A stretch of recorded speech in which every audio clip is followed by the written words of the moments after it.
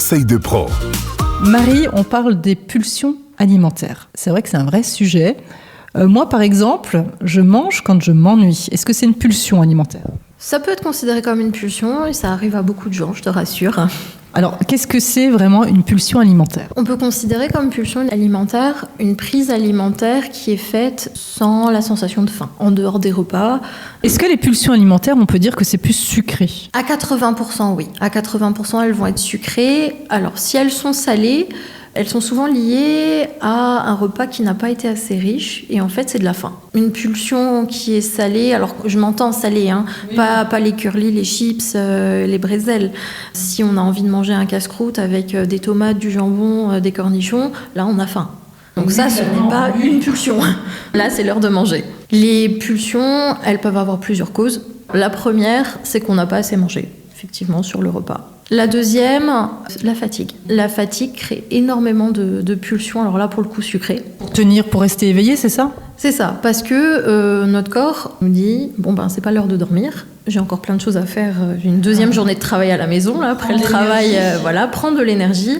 Et l'énergie directe, elle n'est pas dans les brocolis, elle est dans les aliments sucrés. Et donc là, ça va être des barres chocolatées, des bonbons, des choses comme ça. La troisième cause, ça peut être la déprime. Quand on est déprimé, le corps a des carences en neurotransmetteurs qui sont la sérotonine, qui sont la dopamine. Donc là, on va voir des personnes qui vont avoir très envie de sucre et souvent cibler chocolat.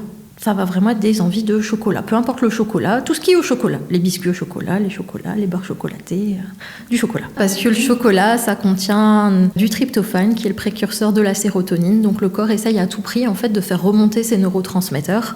Et donc, il sait où ils sont. Donc, il nous cible les aliments. Le corps est hyper bien fait, c'est un truc de fou. C'est super bien fait, manque de bol, c'est toujours pas les brocolis.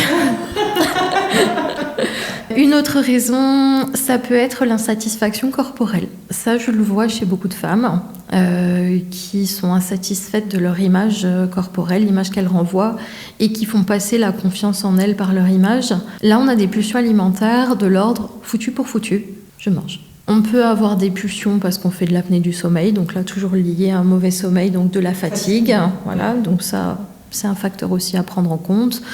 La réelle addiction aux aliments sucrés, au sucre, etc., elle est très rare. Souvent, elle s'explique en fait par un environnement autour qui permet pas au corps en fait d'avoir un bon équilibre. Donc souvent, on va retrouver une personne stressée, une personne fatiguée, qui en peut plus, qui a pas le temps de cuisiner. Donc après, c'est un cercle vicieux. Donc à un moment, il faut réussir à casser ce cercle quelque part, et puis souvent, les pulsions régressent. Bien sûr, maintenant, si ces pulsions se transforment en équivalence d'un repas complet pris en très peu de temps, là, on va parler de crise d'hyperphagie, voire de boulimie. Donc ça, ce sont des troubles du comportement alimentaire qui ont bien sûr besoin d'un accompagnement professionnel, surtout psychologique et éventuellement d'une diététicienne.